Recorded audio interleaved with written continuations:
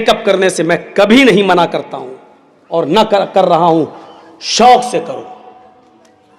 एक चीज की और इजाजत देता हूं, फेयर एंड लवली थोड़ी सी नहीं, पूरी की पूरी निकाल के लगा लो।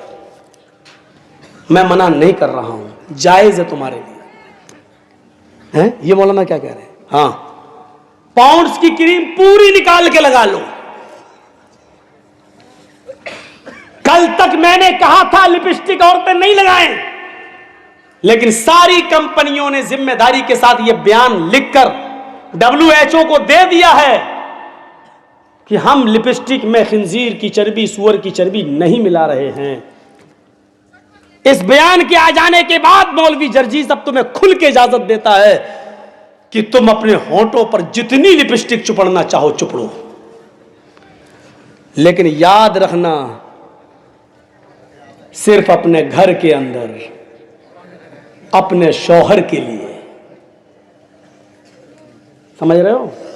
अल्लाह के रसूल ने फरमाया कि मर्द की खुशबू वो है जो उड़ती हो और महकती हो, औरत की खुशबू वो है जिसका रंग दिखाई देता हो लेकिन उसकी खुशबू छिपी हुई हो।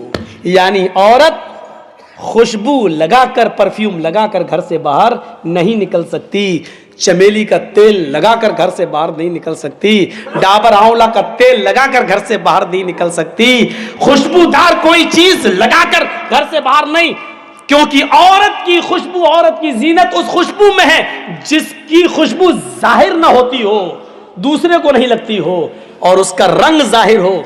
लिपस्टिक लगाइए, रंग जाहिर है। क्रीम पाउडर लगाइए, पड़ोस की औरत बता दे कि आज तो बहुत ज्यादा लगी है, तुम तो काली थी, आज तो हेमा मालिनी लग रही हो।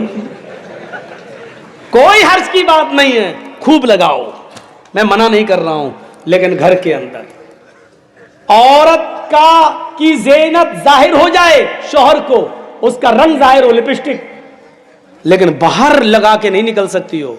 बाहर लगा के निकलोगी तो पता नहीं, पता लगता है जैसे पता नहीं किस मर्द का खून चूस के आ रही है, बाहर नहीं। शौहर घर में है तो शौहर देख रहा है, ज्यादा से ज्यादा इतना सोचेगा कि मेरा खून चूसा, वो तो जिंदगी भर चूसती हो तुम, आज चूस लिया तो क्या हो गया, कोई मसला नहीं। औरत घर में लिपस्टिक भी लगा सकती है, क्रीम पाउडर भी लगा सकती है। जो चीज नहीं लगा सकती या नहीं कर सकती है वो सिर्फ ये है कि औरत अपने सर के बाल नहीं काट सकती है। इतने भी नहीं, इतने भी नहीं। औरत अगर हज करने के लिए गई है या उम्रा करने के लिए गई है तो हज और उम्रे में खाने काबा का तवाफ करने के बाद, सफा और मरवा की सई करने के बाद, जब वो हलाल होगी और ihram की हालत से निकलेगी, तब वो अपने सर के सारे बाल ऐसे, देखिए ये बाल पीछे है ना, पीछे, तो वो ऐसे ऐसे करके सारे बालों को आगे कर लेगी औरत, ऐसे करके यहां आगे, और आगे बाल करके एक उंगल अपने लपेटेगी, ऐसे नीचे से एक उंगल बस यहां तक लपट जाए, ऐसे करके ये बस इतना, और इस उंगली में जितने भी बाल लिपट जाएंगे उसके पीछे से ऐसे करेंगे और नीचे से एक उंगल बाल, इतने वहां से उसको काट दिया जाएगा, इतना बस। हज के मैदान में सफा मरवा के चक्कर के बाद भी औरत को एक उंगल से ज्यादा बाल काटने की इजाजत मुहम्मदुर रसूलुल्लाह ने नहीं दी है। कैसे माँ बाप हो, कैसे सरप्रस्त हो जो अपनी बेटियों को ब्यूटी पार्लर पर जाकर खुलेआम आधे आधे सर के बाल काटने की इजाजत दे रहे हो। हराम है औरतों का अपने सर के बालों को काटना। नकली बाल लगाना यह भी हराम है, जिसको हम कह सकते हैं विग इस्तेमाल करना भी हराम है औरत की। कुछ मौलाना लोग बाल को काटने की इजाजत देते हैं, क्या कहते हैं, अल्लाह के रसूल सल्लल्लाहु अलैहि वसल्लम की बीवियों ने, कुछ बीवियों ने भी अपने सर के बाल कटाए थे, बेशक कटाए थे। मौलवी जर्जीस इस बात को मानता है कि अल्लाह के रसूल सल्लल्लाहु अलैहि वसल्लम की कुछ बीवियों ने अपने सर के बहुत से यानी आधे से ज्यादा आधे बाल कटाए थे। मैं मानता हूं इस बात को, हदीस है, सही है, लेकिन आपको यह भी जानना चाहिए कि अल्लाह के रसूल की उन बीवियों ने वो सर के बाल कब कटाए थे।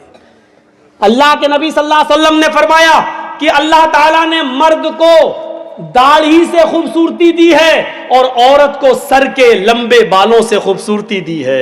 औरत की जीनत उसके सर के बाल है और मर्द की जीनत दाढ़ी है, दाढ़ी है।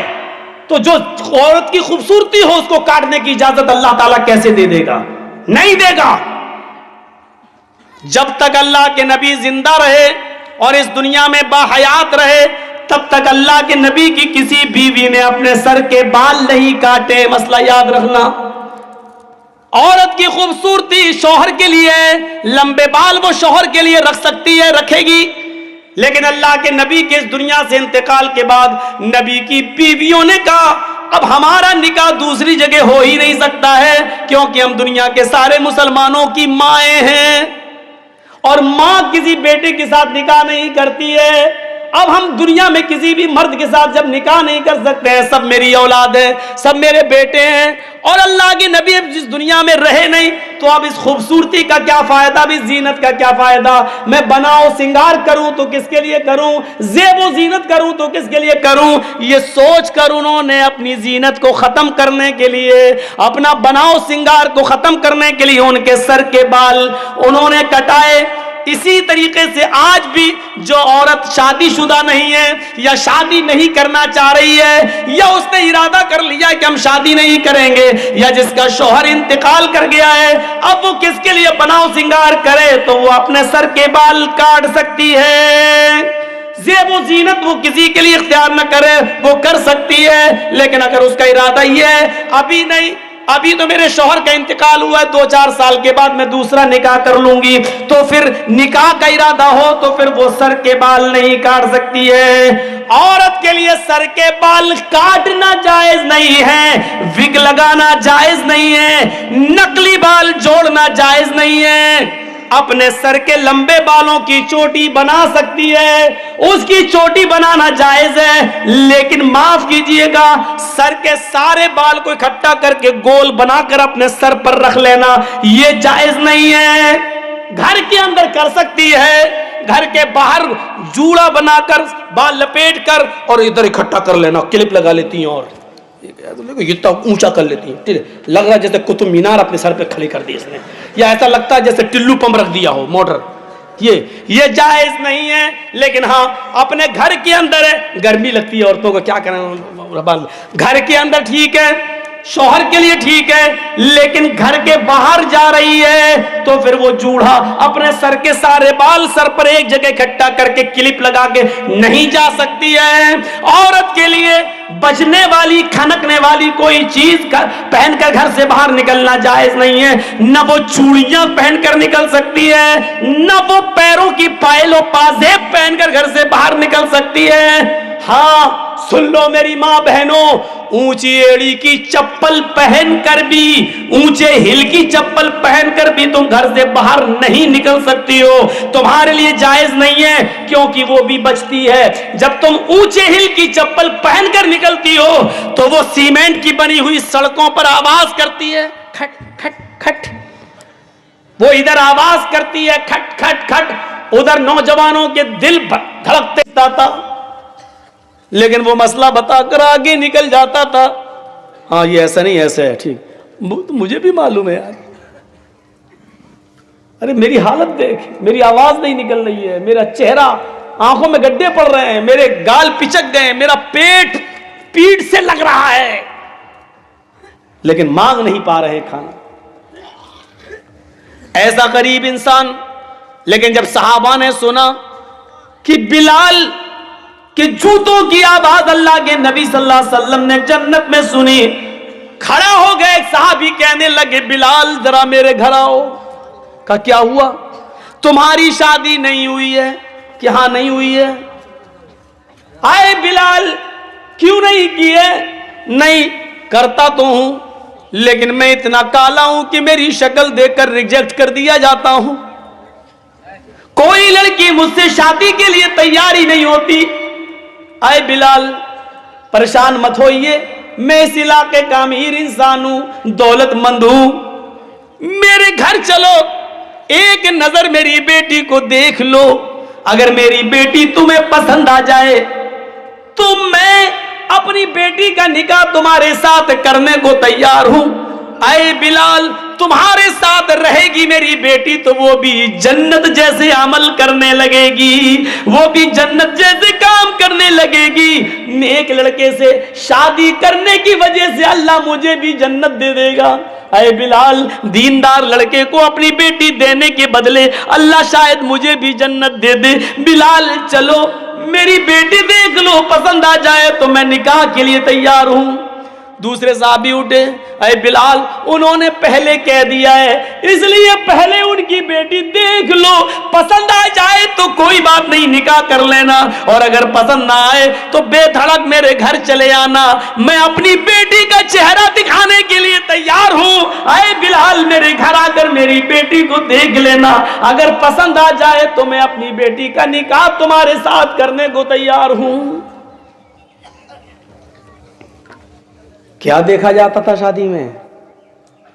हम क्या देख रहे हैं? कितनी पढ़ी लिखी है, अच्छा खुद तो इंटर है, लड़की चाहिए पीएचडी वाली, निभा पाओगे फिर? लड़की कभी अपने से कम पढ़े लिखे आदमी के साथ रह पाएगी सही से?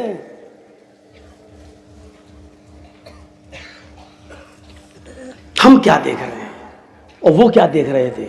गरीब है नहीं देखा, काले कलूटे नहीं देखा, जन्नत में जूतों की आवाज सुनी अल्लाह के रसूल ने, ये जन्नती इंसान है, जरूर इसके साथ मेरी बेटी रहेगी तो वो भी जन्नती बन जाएगी। तो 2 रकात वजू बनाकर 2 रकात तहियतुल वजू पढ़ना, ये जन्नत में जाने वाला ये भी एक रास्ता है। एक रास्ता और है, वजू बनाने के बाद अब क्या करोगे? नमाज पढ़ोगे। नमाज कहां पढ़ोगे? मर्द हो तो मस्जिद में, और सुन्नतों को, नफिल को घर में पढ़ना अफजल है। जैसी अजान हो जाए अजान के कलमात दोहराओ, वजू बनाइए और वहीं पर आप अपने 2 रकात 4 रकात जितनी पढ़ सकते हो अपने घर पे पढ़िए, फिर मस्जिद के अंदर जाइए। अगर मस्जिद बहुत दूर नहीं है तो, अगर मस्जिद दूर है तो आप पहले से जाइए, फिर वहां सुन्नत भी पढ़ लीजिए, या कम से कम ऐसा करिए कि पहले वाली सुन्नतें वहां पढ़ लीजिए और सुन्नत फर्ज नमाज पढ़ के फिर अपने घर आ जाइए, और फर्ज नमाज के बाद जो सुन्नतें पढ़ी जाती हैं वो अपने घर पढ़ लीजिए आके। अल्लाह के रसूल ने फरमाया, अपने घरों को कब्रिस्तान मत बनाओ, यानी कब्रिस्तान में कुरान नहीं पढ़ा जाता है अपने घरों में, और नमाज नहीं पढ़ी जाती है, इसलिए अपने घरों को कब्रिस्तान मत बनाओ, यानी अपने घर को बिल्कुल कब्रिस्तान मत बना दो कि उसमें नमाज ही ना पढ़ी जाए, कुरान भी ना पढ़ा जाए। कुरान की तिलावत भी करो और नमाज भी पढ़ो। तो इसीलिए क्या फरमाया, जन्नत में जाने वाला एक रास्ता, मस्जिद भी बनाओ, और मस्जिद जो अल्लाह के लिए बनाएगा तो अल्लाह उसके लिए जन्नत में घर बनाएगा। हदीस ये है, मम बना लिल्लाहि मस्जिदन बनल्लाहु लहु बैतन फिल जन्नह, जो दुनिया में अल्लाह का घर बनाएगा, जो दुनिया में अल्लाह के लिए मस्जिद बनाएगा, उसमें बढ़ चढ़कर हिस्सा लेगा, मस्जिद बनाने के लिए चंदा देगा, उसमें बढ़ चढ़कर हिस्सा लेगा, बनल्लाहु लहु बैतन फिल जन्नह, तो कयामत के दिन अल्लाह ताला जन्नत के अंदर उसके लिए घर बनाएगा। जो दुनिया में अल्लाह का घर बनाएगा मस्जिद, तो अल्लाह जन्नत में उसका घर बनाएगा। ये लीजिए, मस्जिद बनाने में चंदा देना, मस्जिद बनाने में ताउन करना भी जन्नत में जाने वाला रास्ता है, जन्नत में जाने वाला रास्ता है। मस्जिद में जाइए, नमाज पढ़िए और मस्जिद बनवाइए, जन्नत में जाने वाला रास्ता। अब नमाज पढ़ के बैठ गए हैं, अब क्या करना है? अब दुआएं पढ़िए, अल्लाहु अकबर, अस्तगफिरुल्लाह अस्तगफिरुल्लाह अस्तगफिरुल्लाह, अल्लाहुम्मा अंता सलाम व मिनका सलाम। बहुत सी दुआएं बताई हैं अल्लाह के नबी ने, पढ़िए। लेकिन जन्नत में ले जाने वाला रास्ता क्या है? नमाज के बाद, नमाज तो है ही, वो तो आप पढ़ चुके। नमाज के बाद एक आयत ऐसी है, अगर आपने फर्ज नमाज के बाद उसको पाबंदी के साथ पढ़ते रहे तो वो आयत का पढ़ना आपको जन्नत में ले जाएगा। आयत सबसे लंबी है आयत। हदीस क्या है? मन क़राअ आयतल कुर्सी बाद सलातिल मकतूबती लम यमनहु मिन दुखूलिल जन्नति इल्लल मौत। ये है हदीस। जिस आदमी ने हर फर्ज नमाज के बाद, आदमी ही नहीं औरत भी इसमें शामिल है, अब आदमी बोल देता हूं मैं, थोड़ा सा लहजा ये हो गया है ना, इसमें जितनी भी बातें बता रहा हूं इसमें औरतें भी शामिल हैं। ये मत सोचना ये तो आदमी के लिए कह दिया, मौलाना ने नाम भी ले लिया जिस आदमी ने, नहीं, इसमें आप भी शामिल हो, मेरी बहनों, मेरी माओ, मेरी कौम की बेटियों, इसमें आप भी शामिल हो। मन करा, आज इतनी हदीसें मैं पढ़ रहा हूं आपके सामने, अपनी पूरी जिंदगी में इतनी हदीसें मैंने कभी नहीं पढ़ी हैं। सुनिए, मन करा आयतल कुर्सी बाद सलातिल मक्तूबती, जिसने हर फर्ज नमाज के बाद जिसने आयतल कुर्सी पढ़ ली और उसको अपना मामूल बना लिया, आदत बना ली, लम यमनहु मिन दुखूलिल जन्नति इल्लल मौत, उसको जन्नत में जाने से सिवाय मौत की और कोई चीज नहीं रोक रही है। उसको जन्नत में जाने से सिवाय मौत की और कोई चीज नहीं रोक सकती है। यानी याद भी जन्नती है, याद भी जन्नत में जाने से सिर्फ इसलिए रुका हुआ है क्योंकि इसको मौत नहीं आ रही है। मौत आएगी और जन्नत में चला जाएगा। इस आदमी को जन्नत में जाने से सिर्फ मौत रोक रही है, मरा और जन्नत में दाखिल। ये लीजिए कितनी बड़ी फजीलत है। लेकिन इस फजीलत को हासिल करने के लिए, माफ कीजिएगा, आयतल कुर्सी आपको याद करना पड़ेगी। गाना याद हो जाता है, हैं? इतने लंबे लंबे गाने याद हो जाते हैं, तेरी आंखें झुकी झुकी, हैं? और कौन कौन से गाने चलते बेहू। लास्ट में जब हम उतरे तो मैंने उससे कहा कि अच्छा, एक बात, पैसा उसको दिया, 15 रुपए उसने मांगे थे, कई साल पहले की बात है। मैंने उसको 15 रुपए दिए तो मैंने कहा अच्छा भाई, चलते चलते थोड़ा सा कलमा ही सुना दो, तुम कलमा याद है तुम्हें? कहता बस मौलवी साहब कलमा ही याद नहीं और मेरा पूरा इस्लाम बिल्कुल ठीक है। मैंने कहा वाह साहब, कलमा तुझे याद नहीं और तेरा इस्लाम ठीक है, ये कौन सा इस्लाम है जो बिल्कुल ठीक ठाक है? कलमा याद नहीं, ला इलाहा इल्लल्लाह मोहम्मद रसूलुल्लाह, और कह रहा मेरा पूरा इस्लाम ठीक है। तो दुनिया में ऐसे भी लोग हैं जिनको कलमा याद नहीं और कह रहे मेरा इस्लाम ठीक है। ऐसे लोग भी मौजूद हैं। तो मन करा आयतल कुर्सी, आयतल कुर्सी को याद करिए, कितनी बड़ी फजीलत है इसकी। हम इस दुनिया में क्यों आए? सिर्फ खाने और पीने और अपने माँ बाप की गाड़ी कमाई को ऐशो आराम में उड़ा देने के लिए, जुए और सट्टे में उड़ा देने के लिए, लॉटरी खरीदने के लिए, सूद और ब्याज में उड़ा देने के लिए, शराब पीने के लिए, गांजा और स्मैक और हीरोइन और ब्राउन शुगर इस्तेमाल करने के लिए, बस इसलिए हम इस दुनिया में पैदा हुए हैं क्या?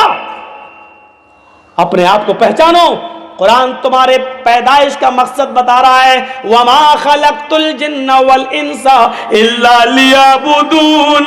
ओ मेरे बंदो, मैंने तो तुम्हें इस दुनिया में भेजा है, इस दुनिया में पैदा किया है तो सिर्फ इसलिए किया है ताकि तुम मेरी ही इबादत करो, मेरी ही पूजा करो, मेरी ही भक्ति करो, मेरे अलावा किसी और की इबादत न करो। इस दुनिया में तो इंसान इबादत के लिए आया है। अच्छा, मैं किसी को खड़ा करके आयतल कुर्सी सुनता हूं, कैसा लगेगा? आप कल सुबह होके कहेंगे मौलाना साहब ये काम गलत किया आपने। सबके सामने किसी की इंसल्ट करना अच्छी बात थोड़ी है। मैं इम्तहान लेना चाहता हूं कि हमारा इस्लाम कितना है, कितने लोगों को आयतल कुर्सी याद है? एक को खड़ा करके पूछना चाहता हूं, लेकिन कल सुबह हमारी ही बदनामी होगी। आपका जिसको याद नहीं उसका चर्चा नहीं होगा, मेरा चर्चा होगा कि मौलाना साहब ने सबके सामने उसको नंगा कर दिया। छोड़ो, मुझे क्या जरूरत है किसी की इंसल्ट करने की? मुझे किसी के सामने नंगा करना मकसद नहीं है, अल्लाह की कसम नहीं है। हजरत उमर फारूक के जमाने में एक मस्जिद के अंदर किसी की हवा खारिज हो गई, एक सहाबी की, बदबू आ गई। अब नमाज का टाइम खड़ा है। हजरत उमर फारूक ने कहा अगर जिसकी हवा खारिज हुई हो वो जाए और वुजू बना के दोबारा आ जाए, तब तक हम नमाज अभी खड़ी नहीं कर रहे हैं, अभी हम नमाज के लिए खड़े नहीं हो रहे हैं। जाओ, अब शर्म की वजह से बुझा नहीं रहा, जिसकी हवा खारिज हो गई बैठा।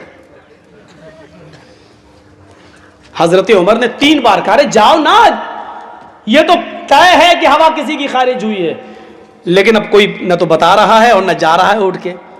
तो एक सहाबी ने कितना अच्छा मशवरा दिया, कहा अमीरुल मोमिनीन एक काम कीजिए ना, हम सब लोग वुजू बना लेते हैं दोबारा, हम सब लोग दोबारा वुजू बना लेते हैं, उसमें वो आदमी भी शामिल हो जाएगा जिसका वुजू टूट गया है, और उस आदमी की इंसल्ट भी नहीं होगी, और हम लोग दोबारा वुजू बना लेंगे तो एक सवाब भी मिल जाएगा, और उस आदमी की हम इज्जत बचा भी लेंगे। हजरत उमर ने कहा मैं खुश हुआ तुम्हारे इस मशवरे से, चलो हम सब वुजू बना लेते हैं दोबारा वुजू। मेरा मकसद ही नहीं है किसी को जलील करने का, हम खड़ा करके क्यों आपसे पूछेंगे, आयतल कुर्सी, लेकिन एक मैसेज देना चाहता हूं। मैंने ये देखा कि जब मैंने कहा अच्छा मैं किसी को खड़ा करता हूं, तो मैंने चेहरे देखे आपके, फर्राटे लेनू बहुत सौ के सर नीचे हो गए, कहीं हमको खड़ा ना कर दे, और ये मालूम नहीं जिसका सर नीचे होता मैं उसी को खड़ा करता हूं। हमने भी तो 20 सालों से तकरीरें की हैं, हम भी तो समझ गए हैं कि जैसे टीटी चेहरा देख के पहचान लेता है कि कौन टिकट वाला है कौन बगैर टिकट, हम भी इतना तो समझ ही गए कि किसको याद होगी और किसको नहीं याद होगी। लेकिन इंसल्ट करना मेरा मकसद नहीं, सिर्फ इतना कहूंगा जिनको याद नहीं है वो याद करें, इतनी बड़ी फजीलत है। मन कारा आयतल कुर्सी बाद सलातिल मकतूबा, जिसने हर फर्ज नमाज के बाद आयतल कुर्सी पढ़ना अपना मामूल बना लिया, लम यमनअहु मिन दुखूलिल जन्नति इल्लल मौत, उसको सिवाय मौत के जन्नत में जाने से कोई चीज नहीं रोक रही है। एक और दुआ सिखला रहा हूं आपको, बहुत छोटी सी दुआ, और जन्नत का खजाना, आय हाय हाय, जन्नत का खजाना, आपको जन्नत का खजाना मिल गया। मेरी बहनों सुनो, छोटी सी दुआ है, छोटी सी, और याद भी होगी, लेकिन हम पढ़ नहीं रहे बस। अला दुल्लुकुम अला कंजिम मिन कुनूजिल जन्नह, अल्लाह के नबी साहबा किराम के अंदर बैठे हुए हैं, साहबा किराम जैसे आप लोग बैठे मेरे सामने, ऐसे अल्लाह के नबी दर्स दे रहे हैं, नसीहत कर रहे हैं, और आप उनसे पूछ रहे हैं क्या मैं तुम्हें जन्नत के खजानों में से एक बहुत बड़ा खजाना ना दे दूं, क्या तुम जन्नत का बड़ा खजाना लोगे? अच्छा खजाना समझते हैं ना, अल्लाह का शुक्र है। क्या मैं तुम्हें जन्नत का सबसे बड़ा खजाना न दे दूं, जन्नत के बहुत बड़े बड़े खजानों में से एक बड़ा खजाना है, क्या मैं तुम्हें न दे दूं? सहाबा ने कहा कालू बला, क्यों नहीं, अल्लाह के रसूल जरूर दीजिए, खजाना हो जन्नत का कौन नहीं लेगा। कुल, अल्लाह के नबी कहते हैं कहो, ला हौला वला कुव्वता इल्ला बिल्लाह। लो किसको याद नहीं होगी ये, ला हौला वला कुव्वता इल्ला बिल्लाह। आगे अली लाजिम भी कह दीजिए, ला हौला वला कुव्वता इल्ला बिल्लाहिल अलील अज़ीम। ना कहना चाहें तो कोई हर्ज की बात नहीं, अल्लाह ही की सिफत है अली, और अल्लाह ही की सिफत है अजीम। अली के माना जो बुलंद है और अजीम के माना जो बड़ा है। ला हौला वला कुव्वता इल्ला बिल्लाह इतना भी काफी है, और चाहो तो इसके आगे इल्ला बिल्लाह, बिल्लाह के बाद अल अलील अज़ीम कहकर उसकी दो सिफतों को भी बयान कर दीजिए। जो शख्स इसको अपना वजीफा बना ले, ला हौला वला कुव्वता इल्ला बिल्लाह, उड़ते बैठते चलते फिरते इस दुआ को पढ़ता रहे, तो समझ लो कि उसको जन्नत का एक बहुत बड़ा खजाना मिल गया। ला हौला वला कुव्वता इल्ला बिल्लाह की कितने दर्जे हैं, हम सिर्फ एक हल्का दर्जा बतला रहे हैं। अल्लाह के नबी सल्लल्लाहु अलैहि वसल्लम ने फरमाया सबसे हल्का मकाम इसका यह है, सबसे हल्का फायदा यह है कि आपको जो टेंशन है, जो गम है, जो आपकी दिमाग में उलझने हैं, आपका दिमाग माइंडली डिस्टर्ब है, दुनिया की तमाम बातें आप सोचते रहते हैं, ला हौला वला कुव्वता इल्ला बिल्लाह आपके दिमाग की उलझनों को, टेंशनों को खत्म कर देता है। ये दिमागी उलझनों से आपको नजात दिलाता है। मैं समझता हूं इससे बड़ी कोई बीमारी नहीं है। यही तो बीमारी हमें लगी है। मेरी 4 बेटियां हैं, चारों जवान हो चुकी हैं, इनकी शादी कराना है, घर में कुछ है नहीं, मैं क्या करूं? हमें यही तो टेंशन है कि मेरा बेटा इंटर पास कर चुका है, बायो सब्जेक्ट है, साइंस उसने लिया है, अब इसका एमबीबीएस में एडमिशन नहीं हो रहा है, अब क्या करें? हम 50-60 लाख रुपए कहां से लेके आए हैं? इसको पढ़ने के बाद क्या करेगा? इसको नौकरी मिली या नहीं? यही तो टेंशन है हमें। ला हौला वला कुव्वता इल्ला बिल्लाह, ये इन टेंशनों को खत्म करने की दुआ है। ये सबसे हल्की बीमारी है जिसको ये दूर करती है। 98 बीमारियां इससे भी बड़ी बड़ी हैं, जिससे ला हौला वला कुव्वता इल्ला बिल्लाह पढ़ने से दूर होती हैं। ला हौला वला कुव्वता इल्ला बिल्लाह 99 बीमारियों का इलाज है, और सबसे हल्की बीमारी है कि गम और फिक्र दूर होते हैं। यानी इससे बड़ी बड़ी और बीमारियां जो इससे दूर होती हैं। अब थोड़ा सा नंबर आ गया है हमारी माँ बहनों का। इनको भी तो जन्नत में, इनके लिए स्पेशल एक हुक्म है। ये सारे काम करने पर उनको भी जन्नत मिलेगी, लेकिन एक हुक्म उनके लिए अलग है। क्या है वो सुन लीजिए। अलमरातु इज़ा सल्लत खम्सहा व सामत शहरहा व अतात बालहा व अहसनत फरजहा। तरतीब थोड़ी सी उलट गई।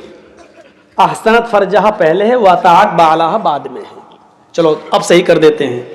अलमरातु इज़ा सल्लत खम्सहा व सामत शहरहा व अहसनत फरजहा व अतात बालहा फलतदखुल मिन अय्यि अब्वाबिल जन्नति शाअत।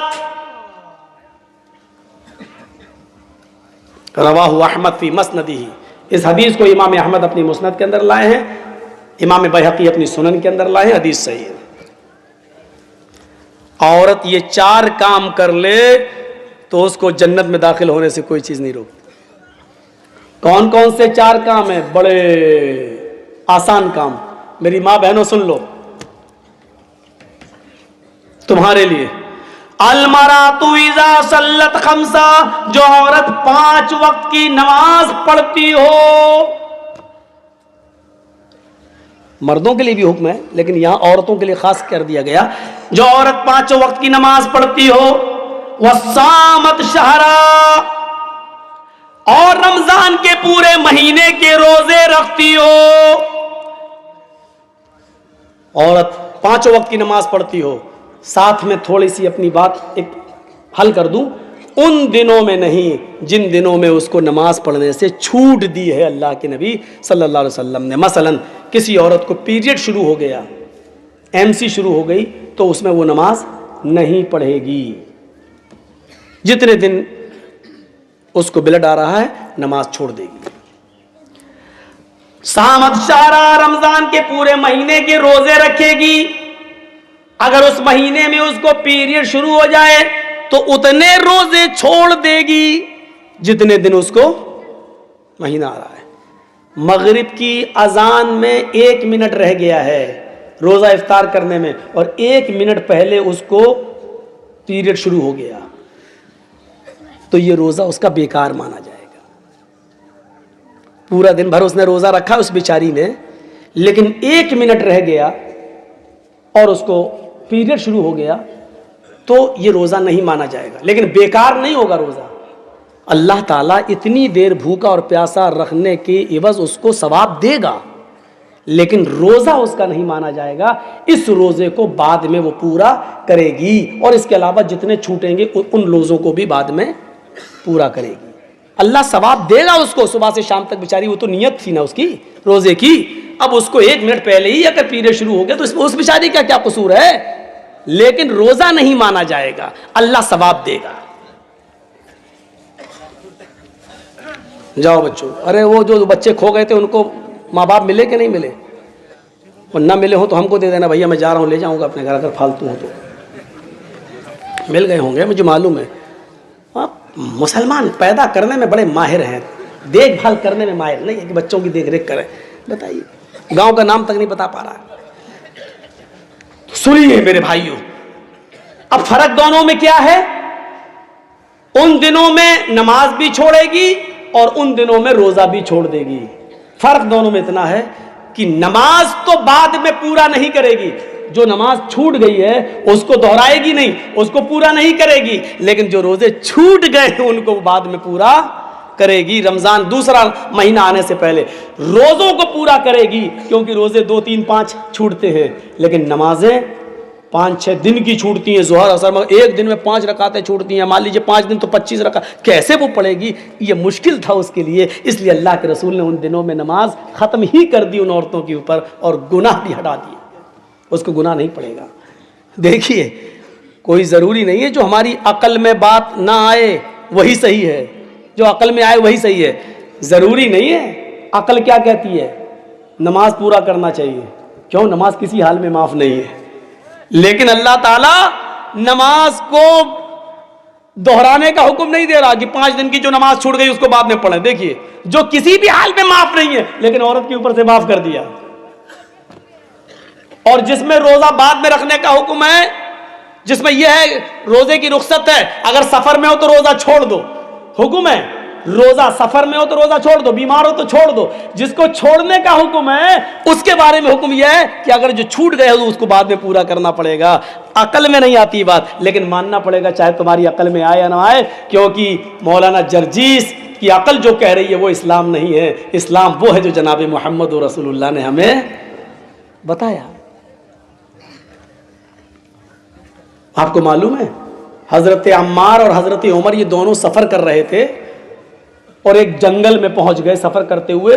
तो सोचा कि यहीं सो जाओ और सुबह निकलेंगे। अब तो दोनों सो गए जंगल में, दूर पहुंच गए थे, जंगल में दोनों सो गए। और दोनों ही को जब फजर में नमाज पढ़ने के लिए उठे तो दोनों की लुंगी खराब हो गई थी, यानी वो गुस्ल की जरूरत हो गई थी। होता है, इंसान है, फितरत है। हजरत अम्मार ने कहा, भाई मैं नमाज नहीं पढ़ सकता क्योंकि मैं जुम्बी हो गया। हजरत उमर ने कहा, वही हाल तो मेरा भी हो गया। अब क्या करें? पानी नहीं है जंगल में, पानी नहीं है जंगल में। हजरत अम्मार ने कहा, मुझे मसला मालूम है। हजरत उमर ने कहा, अच्छा बताओ क्या मसला है? कहा, अल्लाह के नबी सल्लल्लाहु अलैहि वसल्लम ने फरमाया, कुरान की आयत है, इल्लम तजिदू माअन फतयम्ममू सईदन, अगर तुम्हें वुजू के लिए पानी ना मिले तो तुम तयम्मुम कर लो, तो तुम तयम्मुम कर लो। सुनिएगा, बड़ी हंसी आएगी इस वाक़े में। तयम्मुम कर लो, तयम्मुम करके नमाज पढ़ लो। तो देखिए, अल्लाह के रसूल ने कहा कि अगर तुम्हारी ऐसी हालत हो जाए तो तयम्मुम करके नमाज पढ़ लो। हजरत उमर फारूक ने कहा, अरे अम्मार, तुम पागल हो गए हो क्या? ये तो वुजू के बारे में है। जब वुजू के लिए पानी ना मिले तो तयम्मुम कर लो। हमें वुजू की जरूरत नहीं है, हमें तो गुस्ल की जरूरत है। वुजू बनाने वाला पाक होता है, नापाक नहीं होता। पाक आदमी ही वुजू बना के नमाज पढ़ता है, हम तो नापाक हैं। जिसका वुजू टूट गया हो वो तयम्मुम करके नमाज पढ़ ले, अगर उसको वुजू के लिए पानी ना मिले। लेकिन हमारा तो वुजू नहीं टूटा, हमारा तो गुस्ल टूट गया है। तो हजरत अम्मार ने कहा, यार थोड़ी सी अकल दौड़ाओ ना। हाथ पैर धुलना ये छोटा वुजू है और गुस्ल ये बड़ा है। तो जब वुजू के लिए पानी ना मिले तो उसका तयम्मुम क्या है? 2 हाथ, ये पाक मिट्टी मान लो, ये देखो तयम्मुम बता रहा हूं मैं, ये मिट्टी पे हाथ मारिए।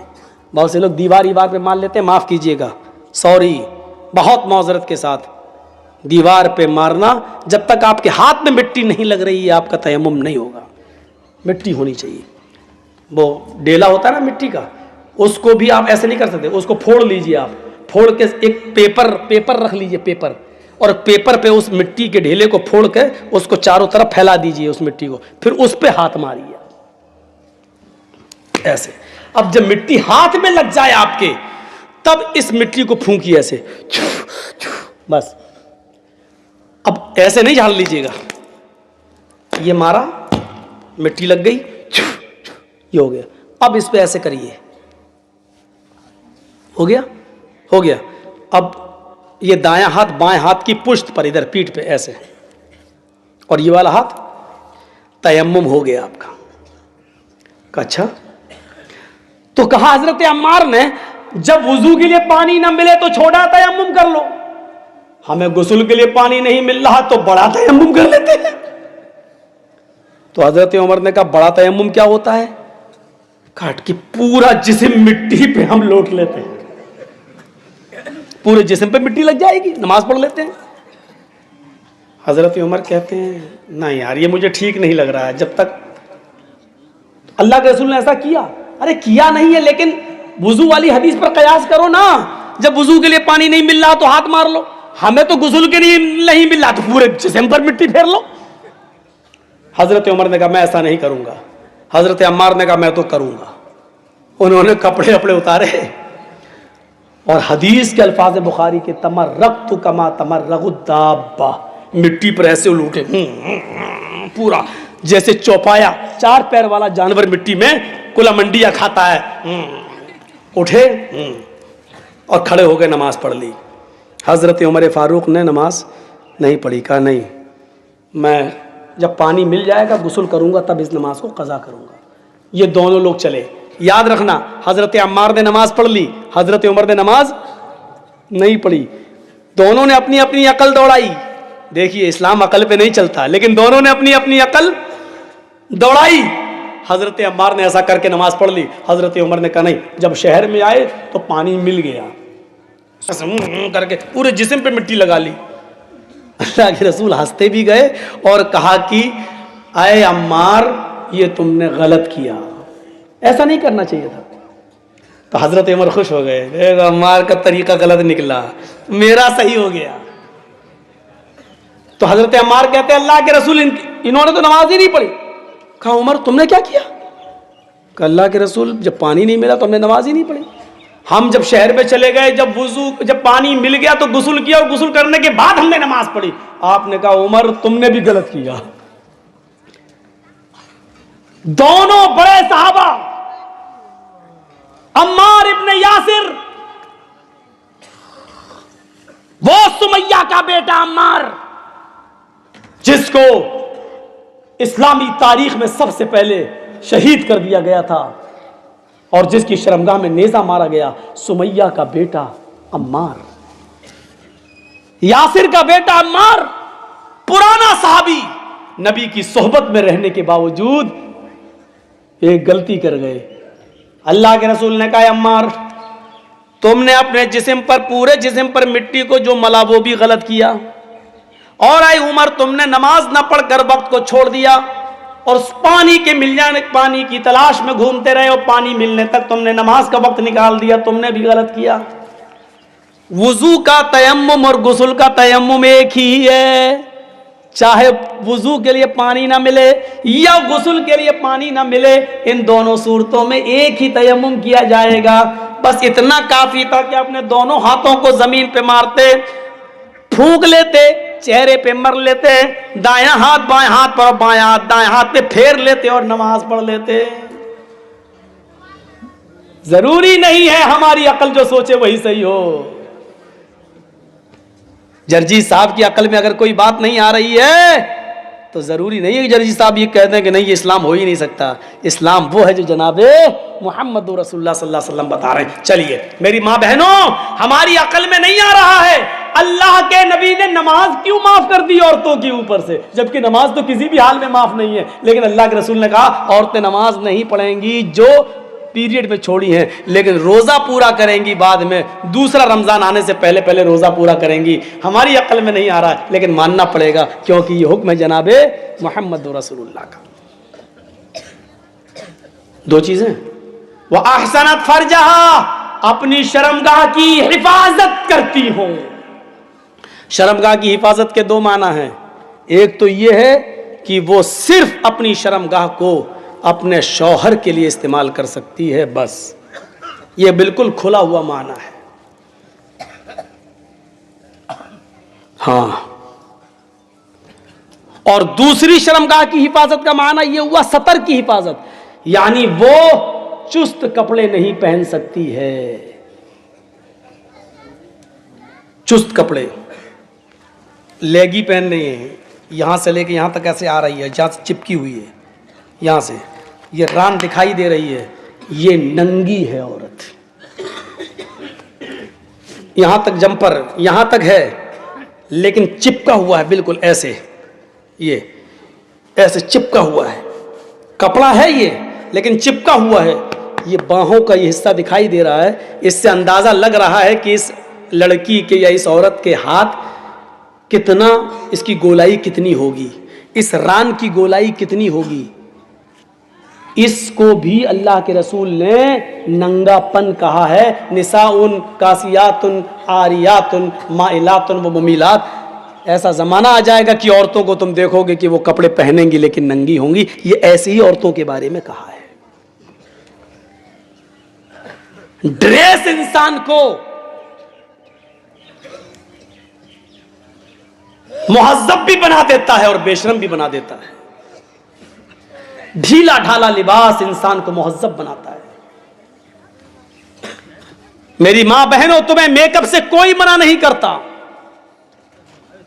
और जाओ, मौलवी जर्जीस एक जिम्मेदार मंच पर बैठकर, कुर्सी पर बैठकर तुम्हें जिम्मेदारी से कहता है तुम्हारे सामने कि तुम्हें मेकअप करने से मैं कभी नहीं मना करता हूं और न कर रहा हूं, शौक से करो। एक चीज की और इजाजत देता हूं, फेयर एंड लवली थोड़ी सी नहीं, पूरी की पूरी निकाल के लगा लो। मैं मना नहीं कर रहा हूं, जायज है तुम्हारे लिए। हैं? ये मौलाना क्या कह रहे हैं? हाँ, पाउंड्स की क्रीम पूरी निकाल के लगा लो। कल तक मैंने कहा था लिपस्टिक औरतें नहीं लगाएं, लेकिन सारी कंपनियों ने जिम्मेदारी के साथ यह बयान लिखकर WHO को दे दिया है कि हम लिपस्टिक में खिंजीर की चर्बी, सुअर की चर्बी नहीं मिला रहे हैं। इस बयान के आ जाने के बाद मौलवी जर्जीस अब तुम्हें खुल के इजाजत देता है कि तुम अपने होंठों पर जितनी लिपस्टिक चुपड़ना चाहो चुपड़ो, लेकिन याद रखना सिर्फ अपने घर के अंदर, अपने शौहर के लिए। समझ रहे हो? अल्लाह के रसूल ने फरमाया कि मर्द की खुशबू वो है जो उड़ती हो और महकती हो, औरत की खुशबू वो है जिसका रंग दिखाई देता हो लेकिन उसकी खुशबू छिपी हुई हो। यानी औरत खुशबू लगाकर, परफ्यूम लगाकर घर से बाहर नहीं निकल सकती, चमेली का तेल लगाकर घर से बाहर नहीं निकल सकती, डाबर आंवला का तेल लगाकर घर से बाहर नहीं निकल सकती, खुशबूदार कोई चीज लगाकर घर से बाहर नहीं, क्योंकि औरत की खुशबू, औरत की जीनत उस खुशबू में है जिसकी खुशबू जाहिर ना होती हो, दूसरे को नहीं लगती हो और उसका रंग जाहिर हो। लिपस्टिक लगाइए, रंग जाहिर है। क्रीम पाउडर लगाइए, पड़ोस की औरत बता दे कि आज तो बहुत ज्यादा लगी है, तुम तो काली थी, आज तो हेमा मालिनी लग रही हो।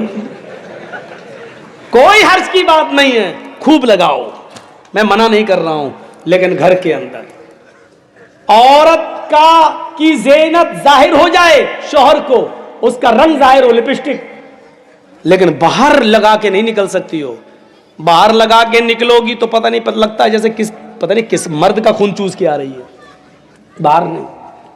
शौहर घर में है तो शौहर देख रहा है, ज्यादा से ज्यादा इतना सोचेगा कि मेरा खून चूसा, वो तो जिंदगी भर चूसती हो तुम, आज चूस लिया तो क्या हो गया, कोई मसला नहीं। औरत घर में लिपस्टिक भी लगा सकती है, क्रीम पाउडर भी लगा सकती है। जो चीज नहीं लगा सकती या नहीं कर सकती है वो सिर्फ यह है कि औरत अपने सर के बाल नहीं काट सकती है। इतने भी नहीं, इतने भी नहीं।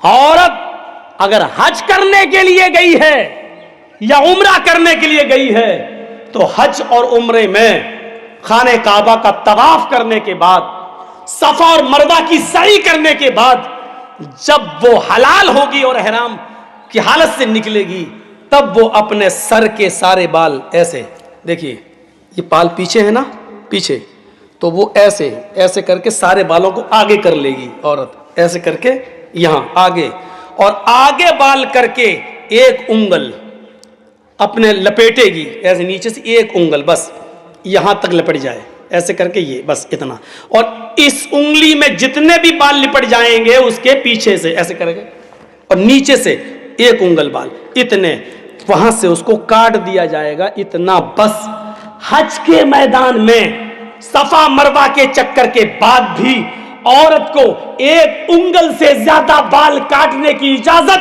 मुहम्मदुर रसूलुल्लाह ने नहीं दी है। कैसे माँ बाप हो, कैसे सरपरस्त हो जो अपनी बेटियों को ब्यूटी पार्लर पर जाकर खुलेआम आधे आधे सर के बाल काटने की इजाजत दे रहे हो। हराम है औरतों का अपने सर के बालों को काटना। नकली बाल लगाना यह भी हराम है, जिसको हम कह सकते हैं विग इस्तेमाल करना भी हराम है औरत की। कुछ मौलाना लोग बाल को काटने की इजाजत देते हैं। क्या कहते हैं? अल्लाह के रसूल सल्लल्लाहु अलैहि वसल्लम की बीवियों ने, कुछ बीवियों ने भी अपने सर के बाल कटाए थे। बेशक कटाए थे। मौलवी जर्जीस इस बात को मानता है कि अल्लाह के रसूल सल्लल्लाहु अलैहि वसल्लम की कुछ बीवियों ने अपने सर के बहुत से यानी आधे से ज्यादा आधे बाल कटाए थे। मैं मानता हूं इस बात को, हदीस है, सही है, लेकिन आपको यह भी जानना चाहिए कि अल्लाह के रसूल की उन बीवियों ने वो सर के बाल कब कटाए थे। अल्लाह के नबी सल्लल्लाहु अलैहि वसल्लम ने फरमाया कि अल्लाह ताला ने मर्द को दाढ़ी से खूबसूरती दी है और औरत को सर के लंबे बालों से खूबसूरती दी है। औरत की जीनत उसके सर के बाल है और मर्द की जीनत दाढ़ी है। तो जो औरत की खूबसूरती हो उसको काटने की इजाजत अल्लाह ताला कैसे दे देगा? नहीं देगा। जब तक अल्लाह के नबी जिंदा रहे और इस दुनिया में बाहयात रहे, तब तक अल्लाह के नबी की किसी बीवी ने अपने सर के बाल नहीं काटे। मसला याद रखना। औरत की खूबसूरती शौहर के लिए, लंबे बाल वो शौहर के लिए रख सकती है, रखेगी, लेकिन अल्लाह के नबी के इस दुनिया से इंतकाल के बाद नबी की बीवियों ने कहा अब हमारा निकाह दूसरी जगह हो ही नहीं सकता है, क्योंकि हम दुनिया के सारे मुसलमानों की माएँ हैं और माँ किसी बेटे के साथ निकाह नहीं करती है। अब हम दुनिया में किसी भी मर्द के साथ जब निकाह नहीं कर सकते हैं, सब मेरी औलाद है, सब मेरे बेटे हैं और अल्लाह के नबी अब जिस दुनिया में रहे नहीं, तो अब इस खूबसूरती का क्या फायदा, अब इस जीनत का क्या फायदा? मैं बनाओ सिंगार करूं तो किसके लिए करूं, ज़ेबो जीनत करूं तो किसके लिए करूं? ये सोच कर उन्होंने अपनी जीनत को खत्म करने के लिए, अपना बनाओ सिंगार को खत्म करने के लिए उनके सर के बाल उन्होंने कटाए। इसी तरीके से आज भी जो औरत शादीशुदा नहीं है या शादी नहीं करना चाह रही है या उसने इरादा कर लिया है कि हम शादी नहीं करेंगे, या जिसका शौहर इंतकाल कर गया है, अब वो किसके लिए बनाओ सिंगार करे? तो वो अपने सर के बाल काट सकती है। ज़ेबो जीनत वो किसी के लिए इख्तियार न करे, वो कर सकती है, लेकिन अगर उसका इरादा ये है अभी नहीं, अभी तो मेरे शौहर का इंतकाल हुआ है, 2-4 साल के बाद मैं दूसरा निकाह कर लूंगी, तो फिर निकाह का इरादा हो तो फिर वो सर के बाल नहीं काट सकती है। औरत के लिए सर के बाल काटना जायज नहीं है, विग लगाना जायज नहीं है, नकली बाल जोड़ना जायज नहीं है। अपने सर के लंबे बालों की चोटी बना सकती है, उसकी चोटी बनाना जायज है, लेकिन माफ कीजिएगा सर के सारे बाल को इकट्ठा करके गोल बनाकर अपने सर पर रख लेना यह जायज नहीं है। घर के अंदर कर सकती है, घर के बाहर जूड़ा बनाकर बाल लपेट कर और इधर इकट्ठा कर लेना, क्लिप लगा लेती हैं और इतना ऊंचा कर लेती है, लग रहा है जैसे कुतुब मीनार अपने सर पे खड़ी कर दी इसने, या ऐसा लगता है जैसे टिल्लू पंप रख दिया हो मोटर। ये जायज नहीं है। लेकिन हाँ, अपने घर के अंदर है, गर्मी लगती है औरतों को, क्या करें, घर के अंदर ठीक है, शौहर के लिए ठीक है, लेकिन घर के बाहर जा रही है तो फिर वो जूड़ा अपने सर के सारे बाल सर पर एक जगह इकट्ठा करके क्लिप लगा के नहीं जा सकती है। औरत के लिए बजने वाली, खनकने वाली कोई चीज पहनकर घर से बाहर निकलना जायज नहीं है। न वो चूड़ियां पहनकर निकल सकती है, न वो पैरों की पायल और पाजेब पहनकर घर से बाहर निकल सकती है। हाँ, सुन लो मेरी माँ बहनों, ऊंची एड़ी की चप्पल पहनकर भी, ऊंचे हिल की चप्पल पहनकर भी तुम घर से बाहर नहीं निकल सकती हो, तुम्हारे लिए जायज नहीं है, क्योंकि वो भी बचती है। जब तुम ऊंचे हिल की चप्पल पहनकर निकलती हो तो वो सीमेंट की बनी हुई सड़कों पर आवाज करती है, खट खट खट। वो इधर आवाज करती है खट खट खट, उधर नौजवानों के दिल धड़क